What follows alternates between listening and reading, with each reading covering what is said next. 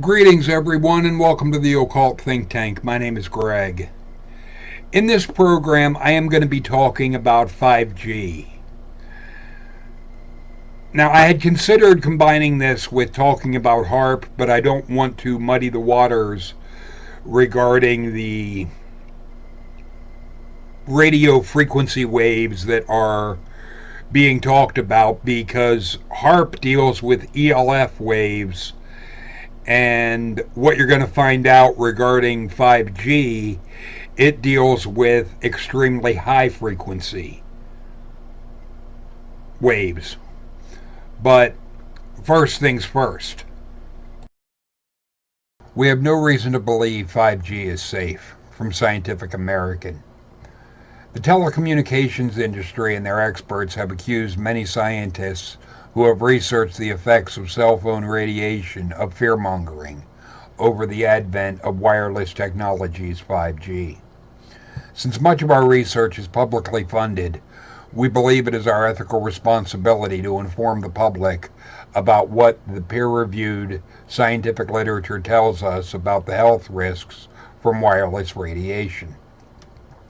The chairman of the Federal Communication Commission, FCC, recently announced through a press release that the commission will soon reaffirm the radio frequency radiation RFR exposure limits that the FCC adopted in the late 1990s. These limits are based upon a behavioral change in rats exposed to microwave radiation and were designed to protect us from short-term heating risks due to RFR exposure. Yet, since the FCC adopted these limits based largely upon research from the 1980s, the preponderance of peer-reviewed research, more than 500 studies, have found harmful biological or health effects from exposure to RFR at intensities too low to cause significant heating. Citing this large body of research, more than 240 scientists who have published peer-reviewed research on the biological and health effects of non-ionizing electromagnetic fields, EMF, signed the International EMF Scientists' Appeal, which calls for the stronger exposure limits. The appeal makes the following assertions. Numerous recent scientific publications have shown that EMF affects living organisms at a level well below most international and national guidelines. Effects include increased cancer risk, cellular stress, increased harmful free radicals, genetic damages, structural and functional changes of the reproductive system, learning and memory defects, neurological disorders, and negative impacts on general well-being in humans. Damage goes well beyond the human race, as there is growing evidence of harmful effects to both plant and animal life. The scientists who signed this appeal arguably constitute the majority of the experts on the effects of non-ionizing radiation. They have published more than 2,000 papers and letters on EMF in their professional journals. The FCC's RFR exposure limits regulate the intensity of exposure, taking into account the frequency of the carrier waves, but ignoring the signaling properties of the RFR, along with the patterning and duration of these exposures. Certain characteristics of the signal, e.g. pulsing polarization, increase the biological and health impacts of the exposure. New exposure limits are needed which account for these differential effects. Moreover, these limits should be based on biological effect, not a change in a laboratory rat's behavior. The World Health Organization's Agency for Research on Cancer, IARC, classified RFR as possibly carcinogenic to humans in 2011. Last year, a $30 million study conducted by the U.S. National Toxicology Program, NTP, found clear evidence that 2 years of exposure to cell phone RFR increased cancer in male rats and damaged DNA in rats and mice of both sexes. The Ramzan Institute in Italy replicated the key finding of the NTP using a different carrier frequency and much weaker exposure to cell phone radiation over the life of the rats. Based upon the research published since 2011, including human and animal studies, the mechanistic data, the IARC, has recently prioritized the RFR to be reviewed again in the next 5 years. Since many EMF scientists believe we now have sufficient evidence to consider RFR as either a probable or known human carcinogen, and the IARC will likely upgrade the carcinogenic potential of RFR in the near future. Nonetheless, without conducting a formal risk assessment or a systematic review of the research on RFR health effects, the FDA recently affirmed the FCC's 1996 exposure limits in a letter to the FCC, stating that the agency had concluded that no changes to the current standards are warranted at this time, and that the NTP's experimental findings should not be applied to human cell phone usage. The letter stated that the available scientific evidence to date does not support adverse health effects in humans due to exposure at or under the current limits. The latest cellular technology, 5G, will employ millimeter waves for the first time, in addition to microwaves that have been used for older cellular technologies, 2G through 4G. Given limited reach, 5G will require cell antennas every 100 to 200 meters. That's every 328 to 656 feet, exposing many people to the millimeter wave radiation. 5G also employs new technologies, IG, active antennas capable of beam-forming phased arrays, massive multiple inputs and outputs, known as massive MIMO, which pose unique challenges for measuring exposure. Millimeter waves are mostly absorbed within a few millimeters of human skin and in the surface layers of the cornea. Short-term exposure can have adverse psychological effects on the peripheral nervous system, the immune system, the cardiovascular system. The research suggests that long-term exposure may pose health risks to the skin, i.e. melanoma, the eyes, i.e. ocular melanoma, and the testes, i.e. sterility. Since 5G is a new technology, there is no research on health effects, so we are flying blind, to quote a U.S. senator. However, we have considerable evidence about the harmful effects of 2G and 3G. Little is known the effects of exposure to 4G, a 10-year-old technology, because governments have been remiss in funding this research. Meanwhile, we are seeing increases in certain types of head and neck tumors in tumor registries, which may be at least partially attributable to the proliferation of cell phone radiation. These increases are consistent with the results from case-controlled studies of tumor risk in heavy cell phone users. 5G will not replace 4G. It will accompany 4G for the near future and possibly over the long term. If there are synergistic effects from simultaneous exposure to multiple types of RFR, our overall risk of harm from RFR may increase substantially. Cancer is not the only risk, as there is considerable evidence that RFR causes neurological disorders and reproductive harm, likely due to oxidative stress. As a society, should we invest hundreds of billions of dollars deploying 5G, a cellular technology that requires the installation of 800,000 or more new cell antennas sites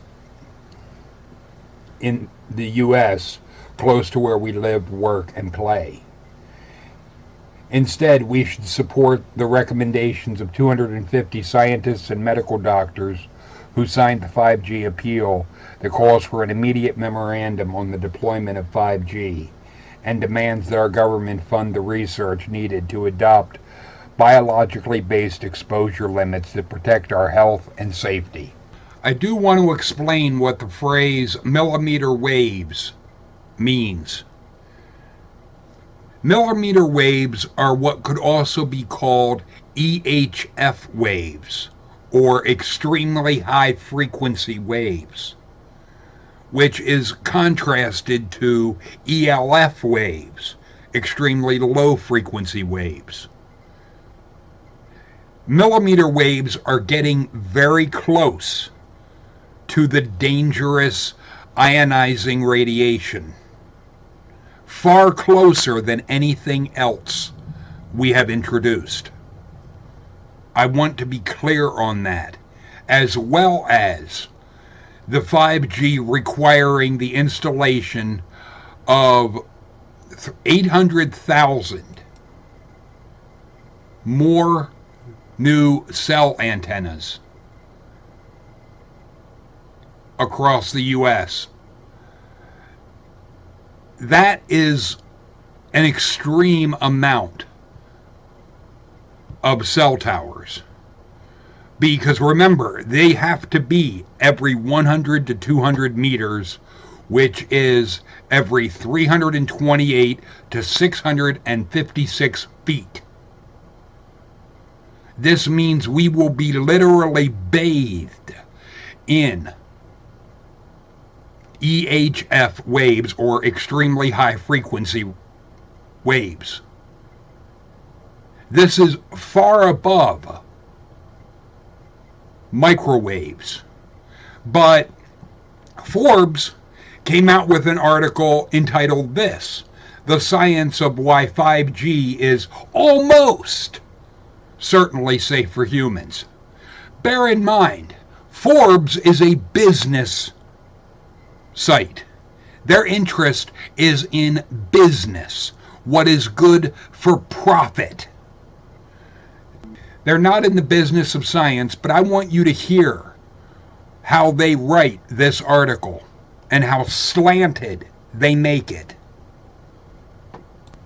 Over the coming few years, a new set of infrastructure will be rolled out across the world. 5G wireless technology, just as 4G networks are able to provide mobile internet speeds hundreds of times faster than 3G, enabling users worldwide to stream HD TV, browse web pages quickly, and even make high-quality video calls. The advent of 5G will enable speeds of up to 100 gigabytes per second, up to 100 times faster than 4G. Notice, their focus is on business, productivity, not on health, not on the aspect of what could the radiation fallout from all of the towers that have to be every 100 to 200 meters, and what that would mean to humans. They want to focus entirely on the benefits of 5G and ignore the potential dangers. But to continue, each new generation of Wi-Fi that comes out, a new wave of fear-mongering health claims emerges. They always come along with the same arguments. Humans have never been exposed to this much of this type of radiation before. Scientists have not demonstrated that the proposed new infrastructure won't be harmful to humans. The World Health Organization has already declared radio frequency Wi-Fi radiation to be possibly cancerous. And therefore we should declare a moratorium on this technology until its safety has been established. Fortunately, science already tells us that 5G almost certainly poses no danger to humans, unless you value unfounded conspiracies over bona fide science. That is where I really have a big issue with the Forbes article, is they want to call the actual science a conspiracy theory, and what they're proposing that is all based on profit, what is actual science, which flies in the face of the scientific research that caused so many scientists to sign an appeal for 5G, that it shouldn't be pushed without us knowing the harmful effects that it would have on a society.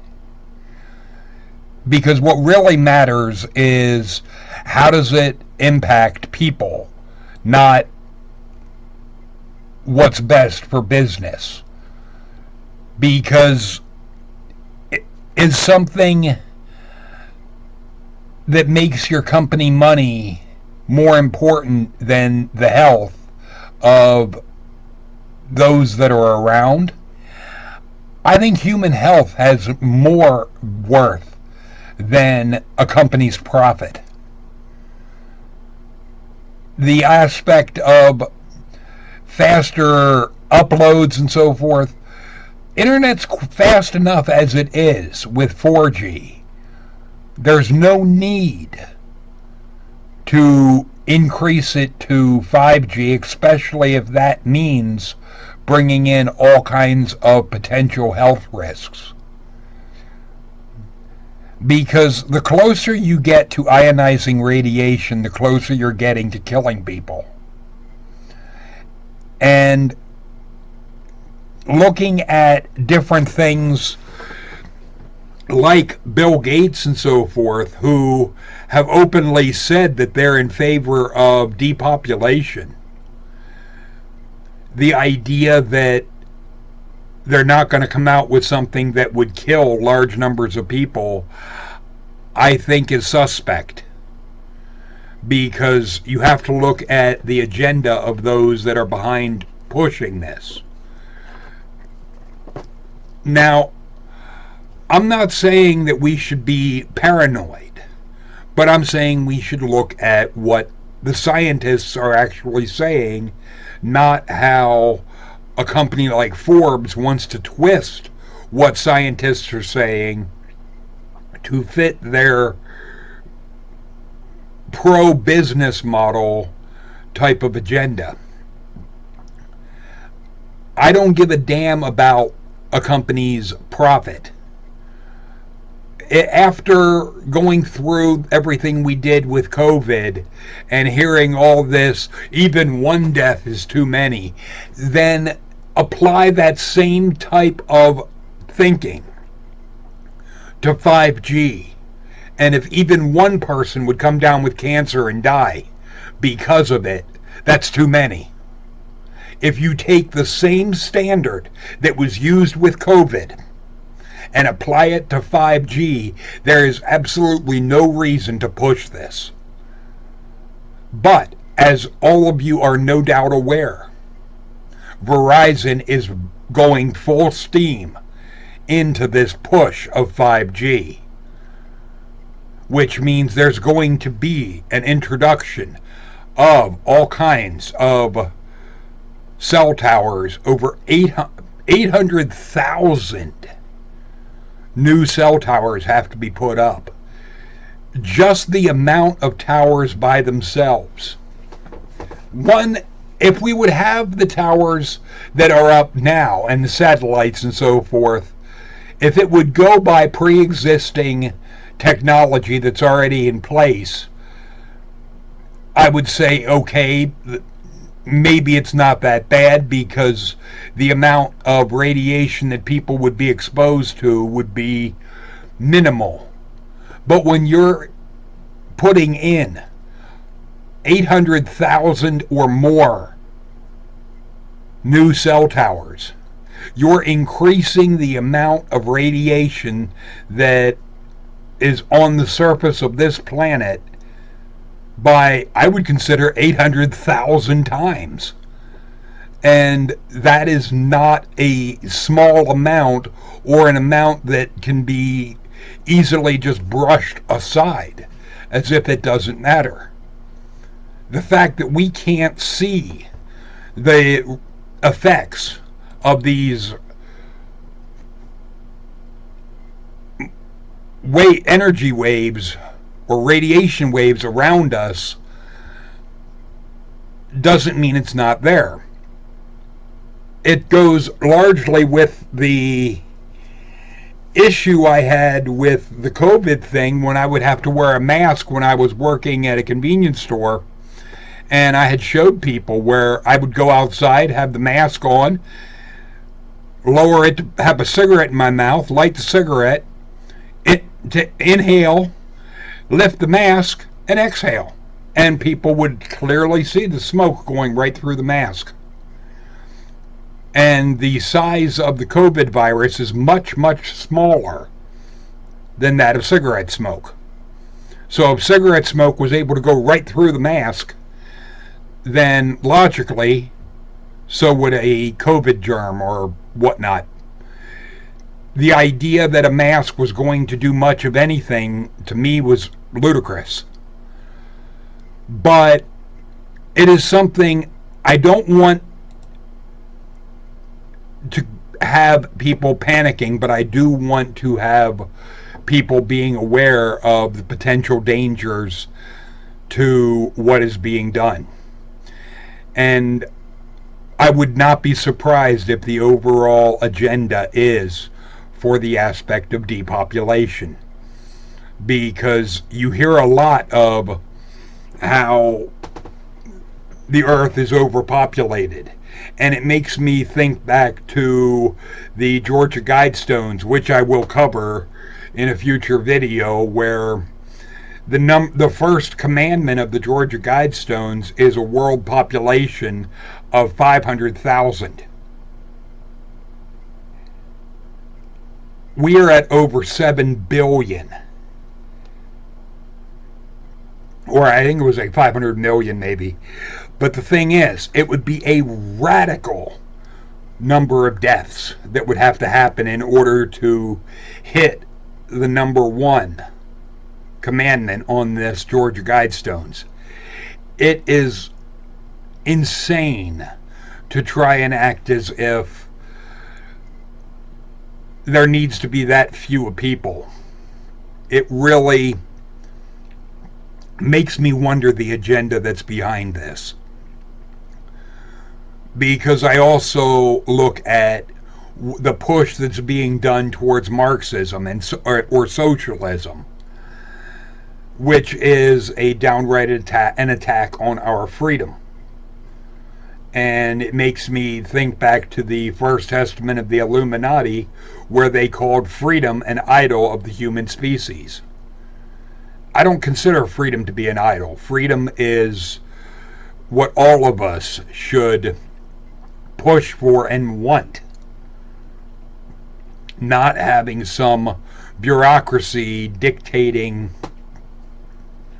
the choices that we have. But feel free to leave your thoughts and comments in the comment section. Later, people.